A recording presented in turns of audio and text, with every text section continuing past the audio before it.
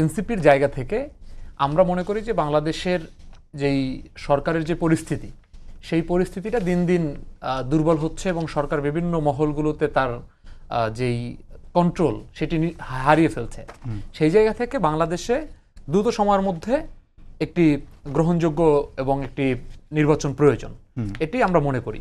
এবং সেই নির্বাচন প্রয়োজনের জন্যই আমরা আরও আগে থেকে সংস্কারের কথা এবং গণপরিষদ ইলেকশনের কথা বলেছি। এবং আমরা মনে করি যে ফেব্রুয়ারিতে যে সরকার রোডম্যাপটি দিয়েছে, সেই ফেব্রুয়ারির মধ্যেই গণপরিষদ কাম পার্লামেন্ট এই ইলেকশনটি সম্ভব, এটি একটি জায়গা। এবং আমরা সেটি আমাদের জায়গা থেকে এখন আমরা সেই দাবিটিতে আছি। এবং আমরা মনে করি যে বাংলাদেশের যেই ভাবনাগুলো এবং যেই সংস্কারের যে চাহিদাগুলো তৈরি হয়েছে, সেটার প্রেক্ষিতে জুলাই সনদের যেই ব্যাপারগুলোতে ঐক্যমত তৈরি হয়েছে এবং জুলাই সনদটা যেভাবে তৈরি করা হয়েছে, সেই বিষয়গুলো সকল দলের ঐক্যমতের ভিত্তিতে আমাদের সেটার আইনি ভিত্তি তৈরি করে এবং সেই জুলাই সনদের ভিত্তিতে ইলেকশনের প্রয়োজন রয়েছে এবং ইলেকশন হতে হবে, এই বিষয়গুলো নিয়ে আমরা আলোচনা করেছি।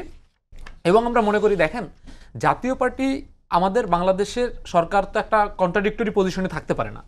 আওয়ামী লীগ যেই প্রেক্ষাপটে নিষিদ্ধ হয়েছে, তার সকল প্রেক্ষাপট কিন্তু জাতীয় পার্টি এবং 14 দলের মধ্যে রয়েছে।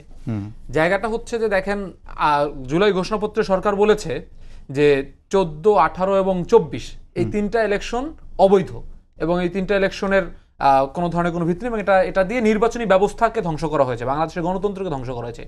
এখন এই তিনটা ইলেকশনে, বিশেষ করে 14 এবং 24-এর ইলেকশনে যারা এই গণতন্ত্র ধ্বংস করাতে সরাসরি পার্টিসিপেট করেছে, তাদের ব্যাপারে তো আপনার একটা রাজনৈতিক সিদ্ধান্ত তৈরি হতে হবে, রাজনৈতিক সিদ্ধান্তে আসতে হবে।